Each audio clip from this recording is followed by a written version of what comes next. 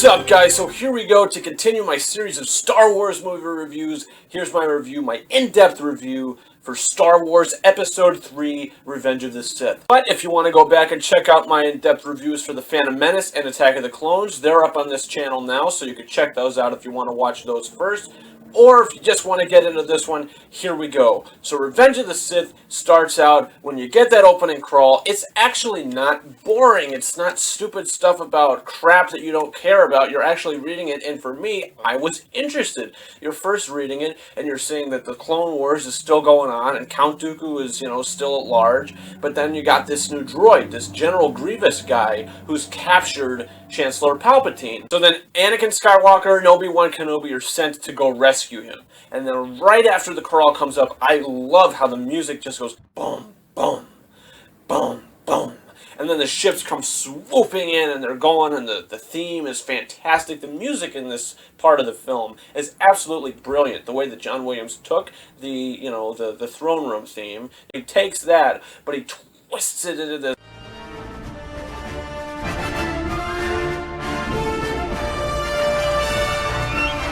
And then the visual effects in this film are so much better than they were in Attack of the Clones, and they're even better than they were in The Phantom Menace. So then after Obi-Wan and Anakin get into Grievous' ship where they have Chancellor Palpatine captive, it's this great sequence to where they have to, just fight all these obstacles to get to where they have Palpatine.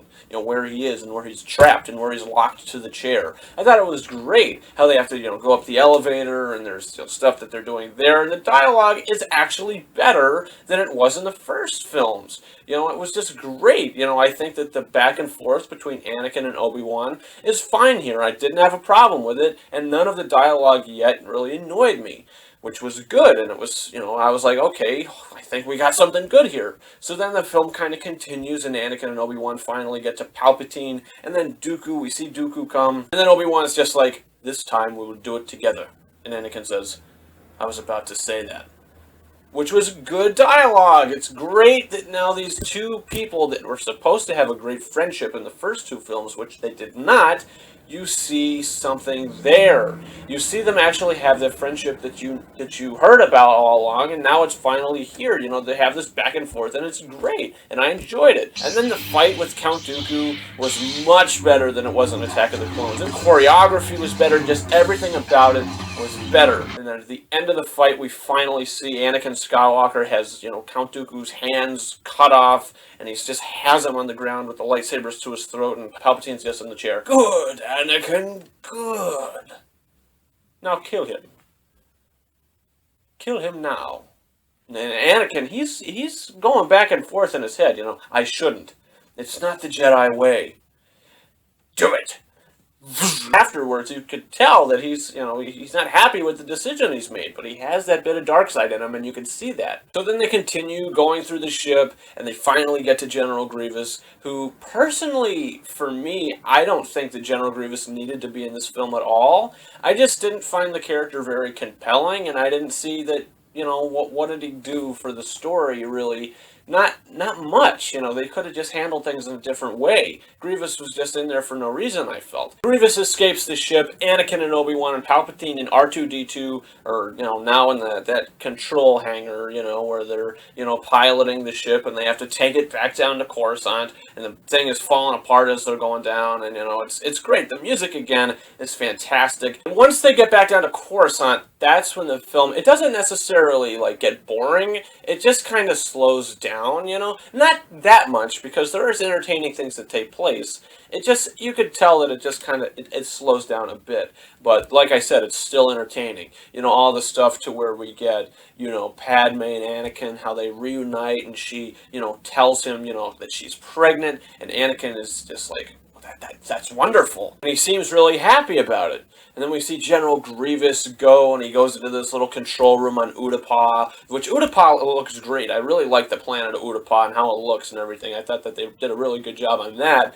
But, Grievous has this small little meeting with Palpatine or Sidious or whatever you want to say, however you want to call him. He's just in the hologram form, and Grievous is just like, but the loss of Count Dooku. And then, Sidious is just like, the death of Count Dooku was a necessary loss.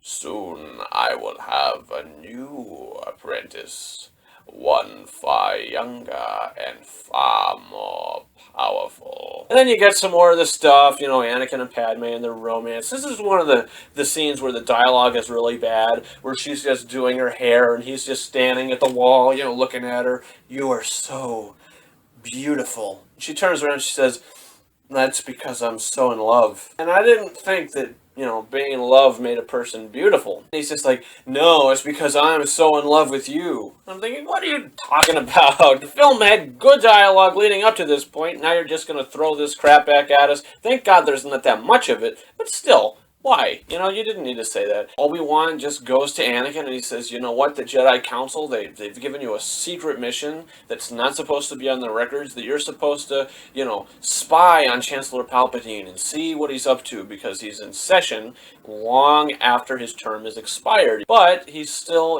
he's still in session, and it's just like, well, what is he up to? Seriously. And Anakin, he doesn't feel comfortable with spying on him. So then when he has that great scene with Palpatine in that sort of big opera room, or whatever you want to say, Palpatine and Anakin, they're just sitting there, and Palpatine senses, that the council asked him to spy on him. They told you to spy on me, didn't they? And Anakin, he's just like, you know what? Yeah, you're right. Palpatine's just like, you know what? This is a great moment. I'm going to take advantage of it, and I'm going to try to twist this guy's mind so much. And he just starts talking about how the Sith are better than the Jedi, and he's saying all these things about, Darth Plagueis, and how, Plagueis has learned to, save people from death, because Anakin's been having these dreams again about how Padme is going to die in childbirth, just like the ones that he's had about his mother. Now he's having them about Padme, and that's really making him go nuts too. And so Palpatine starts saying, that he could save a loved one from death. Anakin's just like, is it possible to learn this power? And then Palpatine just looks at him. One of the best lines in the whole film. Not from a Jedi. So then we see Yoda go to Kashyyyk to help the Wookiees fight the droids. It's all this crazy stuff that's going on, and the clones are there too, and it's cool. But I just felt like you didn't need that either. Like, it just wasn't like, why? What do you need to go to Kashyyyk for? And then Obi-Wan is sent to Utapau to find General Grievous and to kill him. So then, as he's there, he finds Grievous, and it's just like kind of how he went to Kamino in the second film. This is much better than that, but, the whole Utapau stuff. But still, I just felt like, even though it's better, you just didn't need it. Just like you didn't need Yoda going to Kashyyyk. The only reason why I think you needed these two people to leave is so they're not around when all this stuff gets hectic. When Palpatine finally reveals to Anakin that he's the Sith Lord and he could help him save Padme, and Anakin's going nuts inside his head, and he's just like, I'm going to report you to the Jedi Council. I'm going to turn you over to the Jedi Council. And then Palpatine's just like, yes, you should, but you're not sure of their intentions, are you? And Anakin's just like, I will soon discover the truth of all this. So then Anakin tells Mace Windu that Palpatine's the Sith Lord. Anakin wants to go with Mace Windu and, the Jedi Knights that he's going to take with him to arrest Palpatine, but Mace Windu won't have it. He's just like, no, wait in the council chambers until I return. And Anakin's just like, I must go, Master. No, if what you told me is true, you will have gained my trust. But for now, wait here. So then Anakin he goes into the, just the empty chamber where the Jedi Council meet. He just is in the empty chamber, and he's sitting there, and you can see Palpatine where she is, in her home. The music is great, and it's so eerie, and then the way Anakin just gets up when he's hearing the voices of Palpatine in his head, should he really let Mace Windu, go to arrest Palpatine and potentially kill him because now he knows he's a Sith Lord? Anakin is just having this really hard time going on in his head, and you can see him just getting up and looking out the window, and then Padme, just where she's at, she gets up and she looks out the window to where she's at, and it's just like this great scene where they're not looking at each other, but the way it's shot, it looks like it's just like they're looking at each other, but they can't see each other, which is fantastic. So he's just like, I'm gonna do what I can't help it, I have to save Padme. He gets in his ship, he goes to where Palpatine is, to Palpatine's chambers. Mace Windu goes to arrest Palpatine, and Palpatine's just like, Master Windu, you're here sooner than I expected. And then Mace Windu's just like, in the name of the Galactic Senate of the Republic, you are under arrest, Chancellor. Are you threatening me, Master Jedi? The Senate will decide your fate. I am the Senate. Not yet. That's where we see Palpatine take out his lightsaber, jump kind of in a spiral way, which was interesting, but whatever. And he gets to, Mace Windu, and he's just wiping out the other Jedi he's with. They're just getting killed.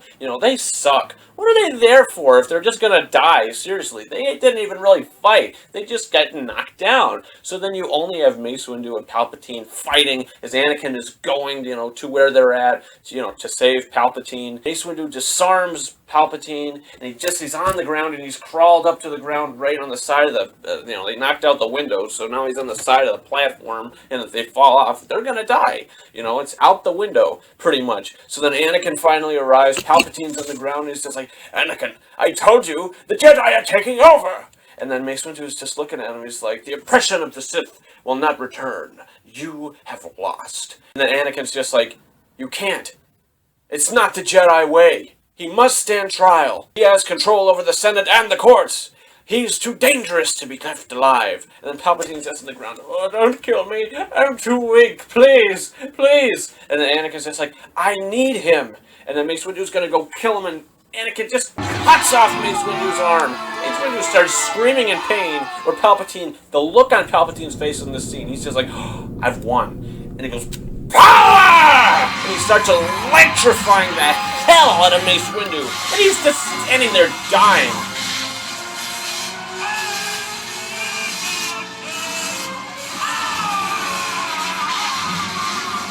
And then Anakin force pushes him out of the window. This is where the movie gets great. I love it after this. It's fantastic. Anakin's just like, what have I done? And then Palpatine gets up and he's just like, oh yeah, I've got you, man. You're sucked in now. Henceforth, you shall be known as Darth Vader. Thank you, my master. Palpatine tells Anakin to go to the Jedi Temple to kill everyone there, and catch them off balance, and then go to the Mustafar system to kill all the separatists, all the Viceroy and everything.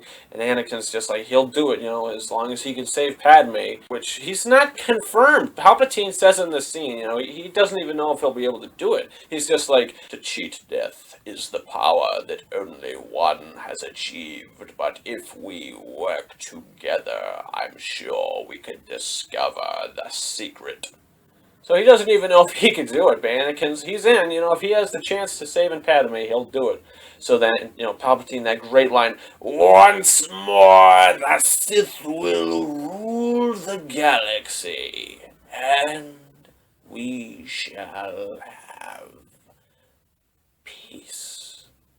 And then, Anakin just goes to the Jedi Temple with the fantastic score by John Williams playing in the background. And while all this is happening, back on Utapau, Obi-Wan Kenobi, he kills General Grievous, he's dead, and, just the way that Obi-Wan kills Grievous, he's just hanging over the edge, and he uses the Force to get the gun, and he's just, and he kills him, and he shoots him, and then Grievous's eyes just burn out, and he falls to the ground, and Obi-Wan climbs back over, and he looks at the gun, and he says, so uncivilized, and he throws it. I thought that was a great line, because a lightsaber is more civilized, not as random as a blaster. You know what I'm saying? Palpatine, he signals Commander Cody and everybody else, execute Order 66. It will be done, my lord. Commander Cody's just like, whatever, I gotta, do what this guy says, just blast him. Obi-Wan gets knocked off the side of the ledge, off the side of the cliff that he's on, the big thing that, is like a big sort of lizard thing, and they fall into the water, and they think Obi-Wan's dead. And then we see all the other Jedi get killed, which is a crazy scene, it's sad. Just, again, John Williams' score for this film is brilliant. In this scene especially, Anakin's Betrayal, that's the name of the track, it is fantastic. Beautiful music. This is, if not my favorite film soundtrack of all time, my favorite film score for this film individually, because you know what? The other Star Wars soundtracks are great, but for this one, every single track on this CD I could listen to over and over and over again. Sure, in The Phantom Menace, you have a few tracks like Duel of the Fates I really like, and, the last track where they have the parade at the end, the celebration and all that. And then the second film, you have Across the Stars. But in this film, almost every single track I love. Back on Kashyyyk, Yoda is there, which is, like I said, pretty much the only reason why Obi-Wan and Yoda went to these other places is so they're not there when all this stuff is taking place, like I said before. So then Yoda's just standing there, and he senses that these clones are going to kill him. So he just turns around and he cuts off their heads. So then Yoda goes back to his ship, and he, with the two Wookiees that he's with, "Goodbye, Tarful. Goodbye, Chewbacca. Miss you.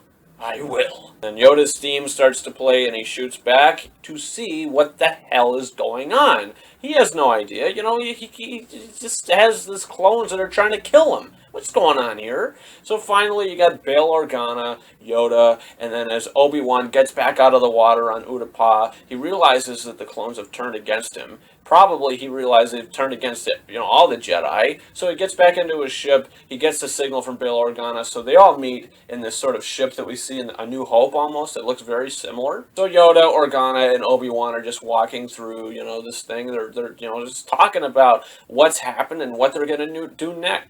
And what they're going to do next. And it's just like, well, we got to go to the Jedi Temple. If there's any other Jedi, they will be falling into the trap and be killed. And then Yoda's just like, yeah, let's go, let's just, a little more knowledge might lead our way. Anakin is doing his thing, killing all the people in the Jedi Temple, killing younglings, all this crazy stuff is going on. He goes to Mustafar then, where all the Viceroy are, and he's just like wiping them out. He kills them. He is ruthless. And then, it's the same time, you've got this meeting in the sort of again, where they have their sort of court meetings or whatever, and Palpatine now is pretty much deformed. He's, classic Palpatine, and he just literally says that the Republic is turning into the Empire, and then the new galactic empire, and everybody starts cheering, and, he's just standing there, and he has the power, and it is going downhill from here for these people. Obi-Wan and Yoda, they get to the Jedi Temple, and they're just like, you know what, we gotta see what's going on here. So Obi-Wan's just like, I want to read this hologram, I want to see what's going on, I must know. And he sees Anakin's turned to the dark side, and he finds out, and he's looking at the thing. It can't be, I can't watch anymore. And then Yoda's like, destroy the Sith, we must. And Obi-Wan's just like, please don't send me to kill Anakin. He's like my brother. I can't do it. And Yoda just convinces him, the boy you trained, gone he is, consumed by Darth Vader. Obi-Wan's just like, you know what? I don't know where to look. He doesn't even know. He doesn't know where Anakin is. Use your feelings, Obi-Wan, and find him. You will.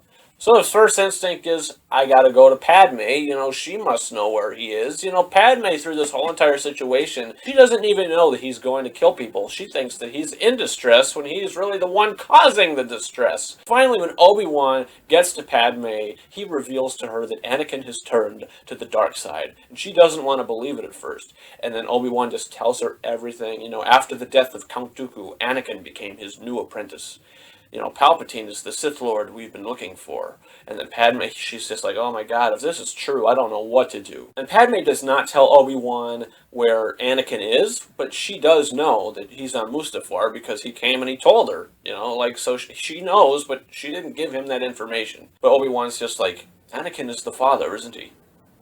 And Padme she just puts her head down. She's just upset after hearing all this, and Obi-Wan's just like, I'm so sorry. Obi-Wan then turns around, he goes into his ship, and the music, again, this is one of the best musical scenes in the whole film. Just the way the music of and he gets in the ship and he goes away, and then we see Mustafar, after Anakin has killed all the Viceroy, he's just standing on the balcony, looking out, and you can see a tear going down his face. This guy, he's doing everything in his power just to save his wife. That's the only reason why he's done this. And you could just, see that in his eyes, and the music is brilliant as it's just on his face.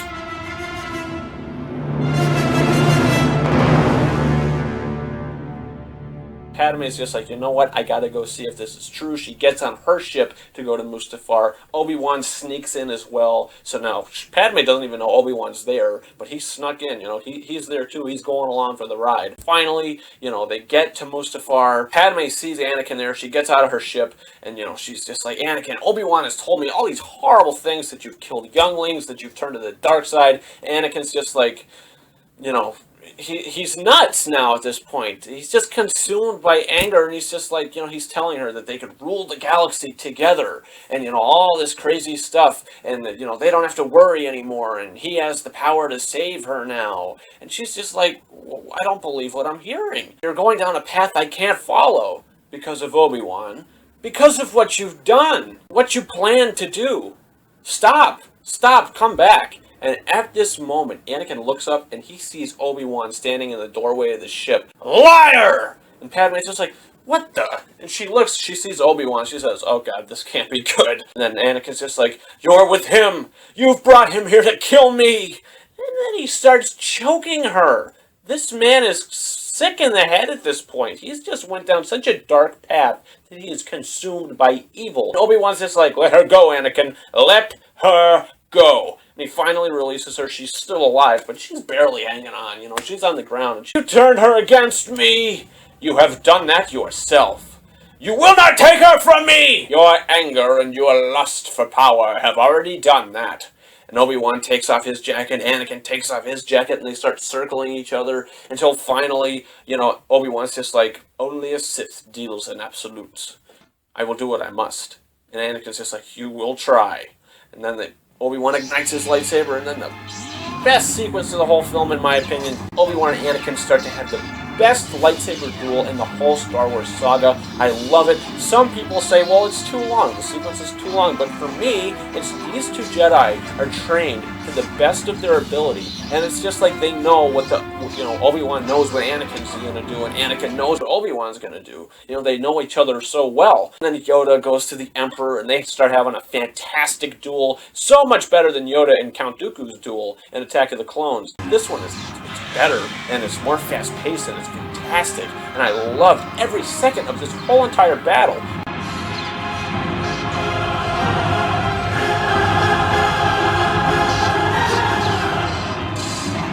But Yoda doesn't win. Yoda doesn't win his fight. He escapes. He's just like, okay, well, my lightsaber's gone. I'm screwed if I stay here. He signals Bail Organa, into exile. I must go. Failed? I have. And then Anakin and Obi-Wan are still having this epic duel, just into the pits of hell, pretty much.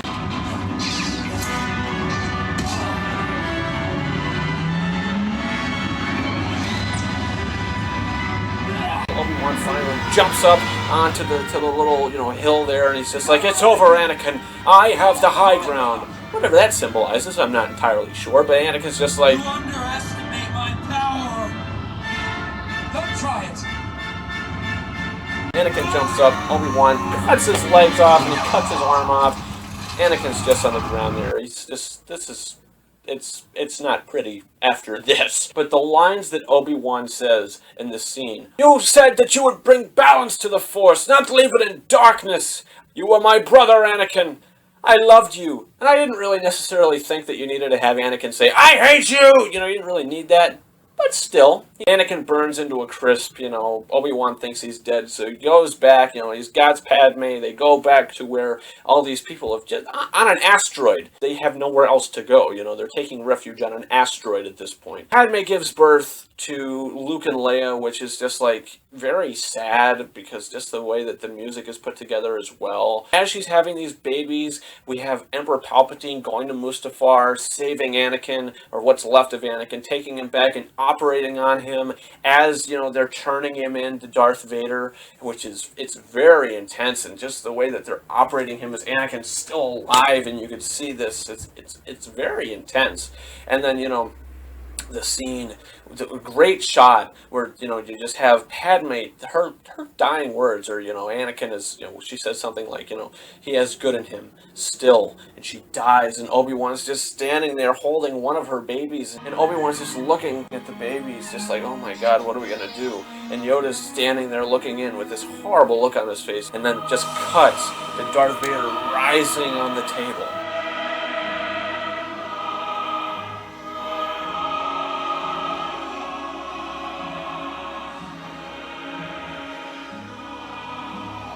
Palpatine's just like, Lord Vader, can you hear me? Yes, Master. And then he's just like, where is Padme? You know, is she safe? Is she alright? In your anger, you killed her. I couldn't have. She was alive. I felt it. And he breaks out, you know, of the table that he's on. I would have been fine with just that, but he goes...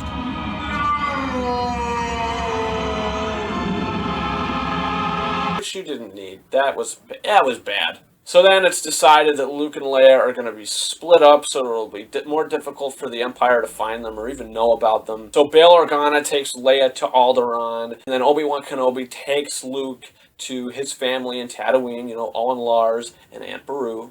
You know, he takes them, and Obi-Wan, and everybody goes into exile at this point, you know. Bail Organa's back onto Alderaan. Yoda goes to Dagobah, and then Obi-Wan Kenobi just, you know, exiles himself in Tatooine. That's it, and he becomes a hermit. Owen, Lars, and Aunt Beru are just like, take the kid, they go stand on the little hill there, and they're looking out under the two suns. John Williams' beautiful score plays the film out, and that's it. That's the end of the movie. I've always said this was my favorite Star Wars film. Now, it might not be the best made Star Wars film, there's definitely flaws to it, but I think it's my favorite to watch. Now, I still have to watch the other three again, just to, you know, see if my thoughts change at all. But as of right now, Revenge of the Sith is my favorite Star Wars film to watch, and it's light years better than the first two.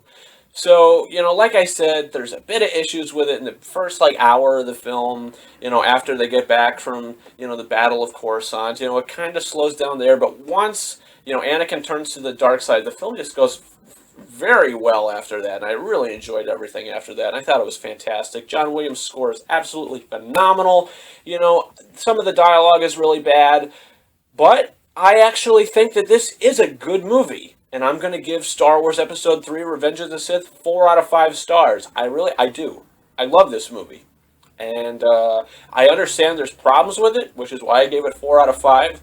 But I still love it, and I think it's good. But guys, what do you think about Revenge of the Sith? Comment your thoughts in the comment section, and let me know. Also, you can subscribe to this channel, because a week today I will be posting my review for Star Wars Episode 4, A New Hope, so you can catch that. Guys, that's about it. Thank you very much for watching, and I hope you subscribe. Over and out.